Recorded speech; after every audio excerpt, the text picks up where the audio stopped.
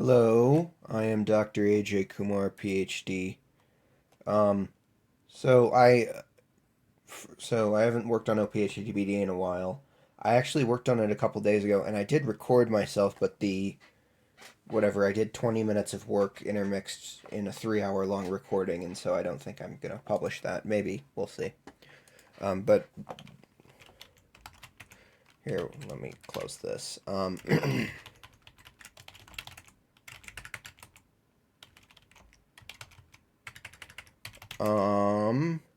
yeah. So I worked on it on Tuesday. It's Friday now. So I'm gonna diff against EA890D, and we'll just look. I didn't change much. Okay. So in OH client, our start options basically what the issue was is each thing that talks to a web browser had its own routing table, and that's the wrong model. The correct model is that data lives in one place. So our routing service, if we're gonna make routing really non-trivial, it should be its own service. It shouldn't be that each individual thing that talks to a web browser has its own routing table. So the entire routing table is literally just a list of atoms. That's the way the routing table works. Um, so all I did is I went through OH client and deleted any mention of a routing table there, and there's one place. So anywhere where it updates the state record or grabs the routing table out of the state record, I just changed that. I didn't have any real way to test this. So we're gonna have to do more work, which is I'll explain that in a minute. But let's just go over the changes I went. Okay, so right, delete where it matches on the routers. Right, delete the part where you can update the routing table. Right. Let's see. Right, when it calls response bytes, it doesn't send it the routing table. Right, here we are. Okay, response bytes safe, right, instead of routing table. Okay, and so instead of routers being passed as an argument, it calls ophttpd get routers. Um, and then do set routers. Okay, this is in the client manager, which is the thing that manages all of the. So there's each service that talks to each individual web browser, and then there's the thing that is in charge of managing all of those services. All of the web browser talker to. So there's the secretaries, and then there's the guy who manages the secretaries. And so instead of updating the routing table, he would update his own routing table and then tell each of the secretaries. That was the old model. And now, let me make sure the microphone's working properly. It is. Okay.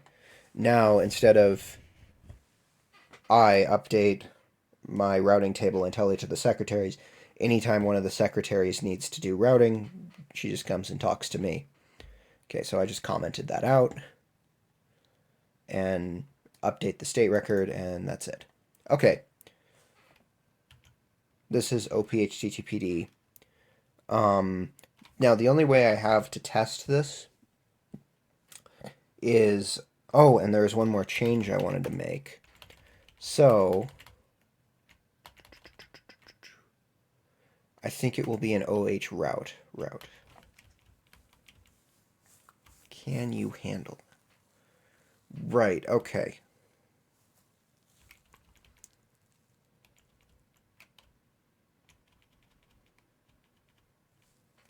Okay, let me explain. Let's just quickly go back over how this works. Maybe I need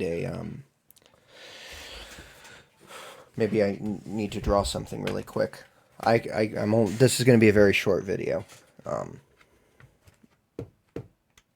let me just...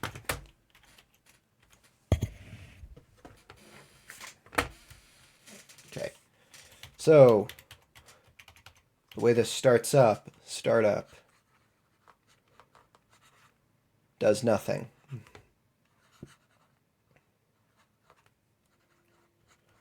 And this is just a general principle. When you start up an application, it should sit there and do nothing until you tell it to do something.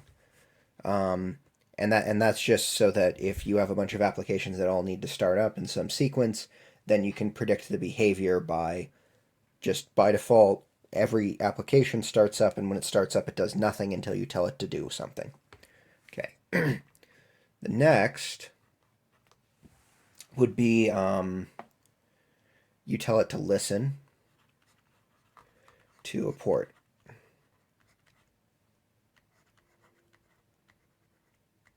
Tell it to listen to a port number.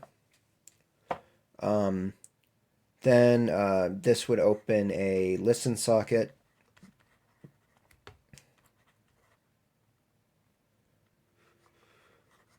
And the which is a manager. And then each of these, I might get this. This might be backwards. I can't remember which one is listen and which one is connection. And then the listen socket will open a connection socket.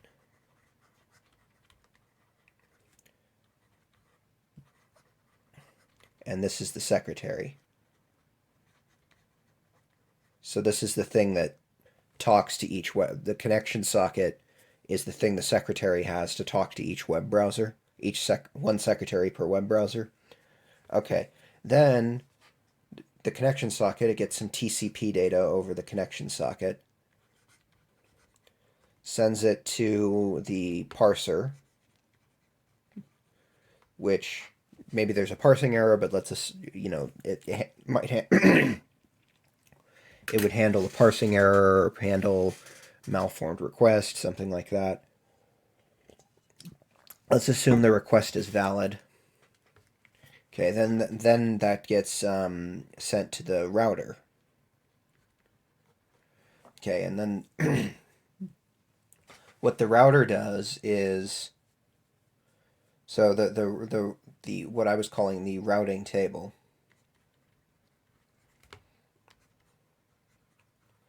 is a list of atoms, each of which is a module.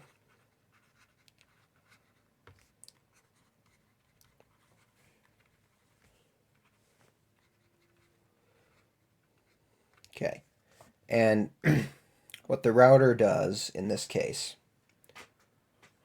how does this work? It calls, let's just assume the module name is lowercase module. How about that? Okay, actually, how about uppercase module? Okay, then it goes module, colon, can you handle this?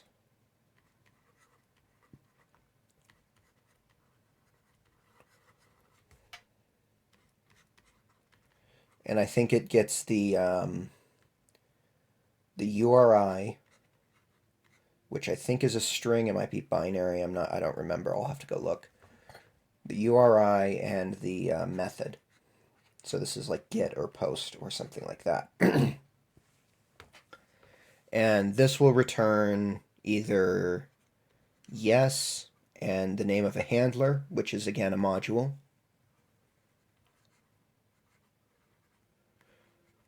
or no. So there's a list of atoms, a list of routers.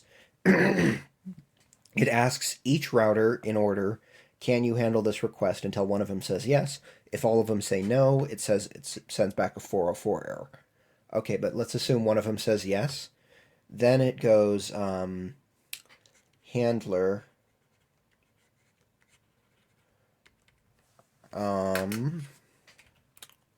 yeah, so right. So route, maybe request, routers, send back a handler. Right. Route OK right. Okay, so request, router module rest. Can the router handle this request? Router module, can you handle this? Method and URI.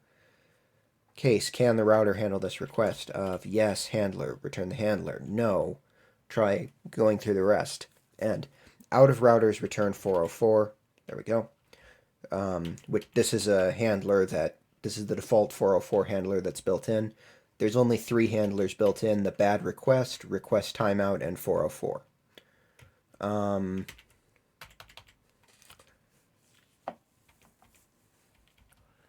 Let's see what else is there.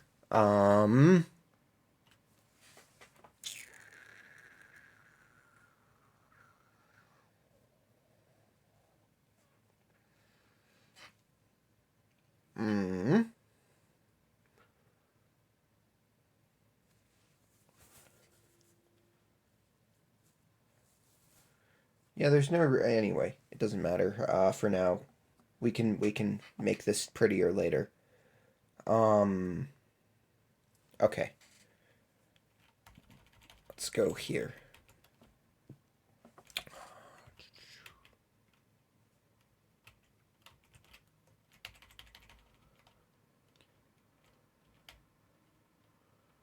Okay, response bytes, get router. Here's the handler. This hack, oh boy, I'm glad I wrote this comment. This hack is here because I'm a retard and didn't think this through. See ophttpd 19 about 50 minutes in when I realized the problem that led to this. The other option is to make programmer define, which, okay, or to do some weird voodoo hack. This is the least bad way to solve my retarded lack of foreskin and planning. Okay. Basically, due to the way I structured the hard-coded routing logic, a handler takes a request record and converts it into a response record, then passes. Yeah, you know,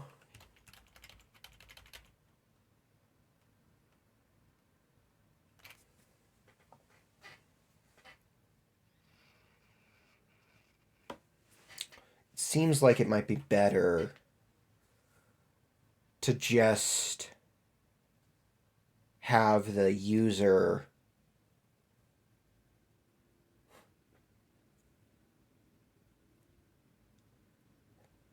it seems like it would be better instead of this OH route module is you have to this is maybe a default router. Yeah, okay.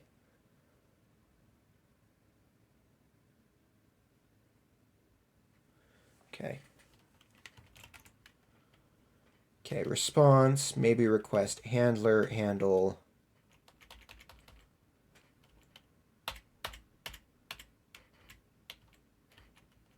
Okay, that's why there's a case split here. Okay.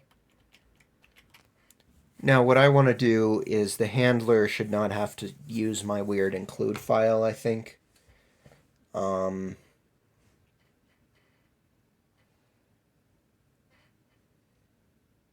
I don't know.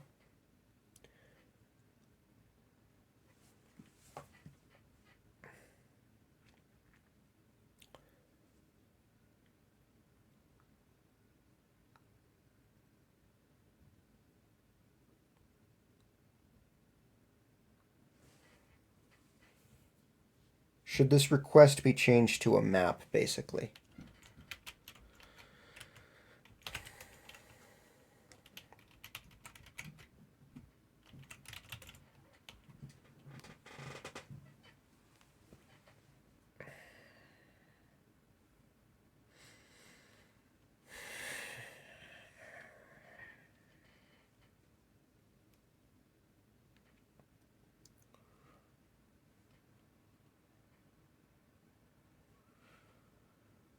Um...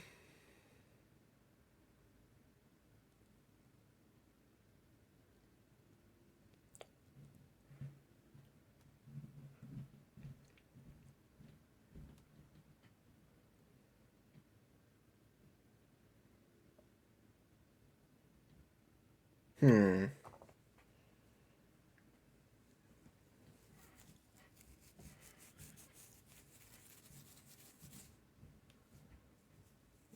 Okay, I gotta think about this for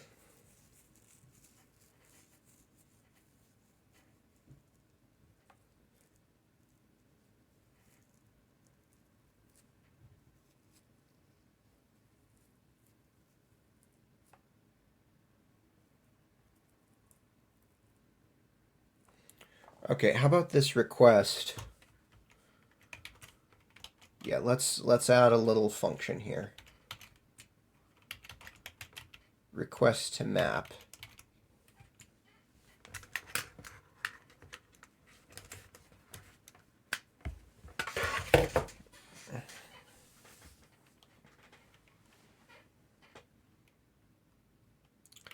Do I want to add a maps interface? No, for the response. No, okay, no. We definitely need to do the include thing. Just because they're converting the request to the map is. Okay, but converting from a map back to a record is a giant pain in the ass. So converting a record into a map is not difficult, but because of these default entries, I have to do a bunch of coding around that, and that's annoying, and it's going to be less annoying to just figure out how to do this include in my other project. Okay. So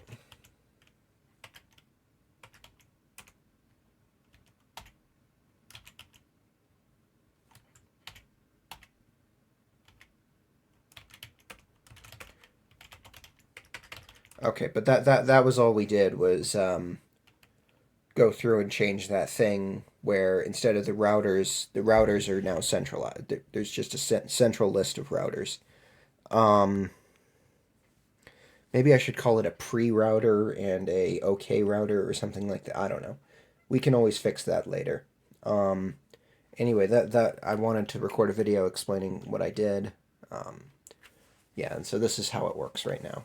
Anyway, actually, I'm going to take a bit of a break, and then I will come back, and I guess we will.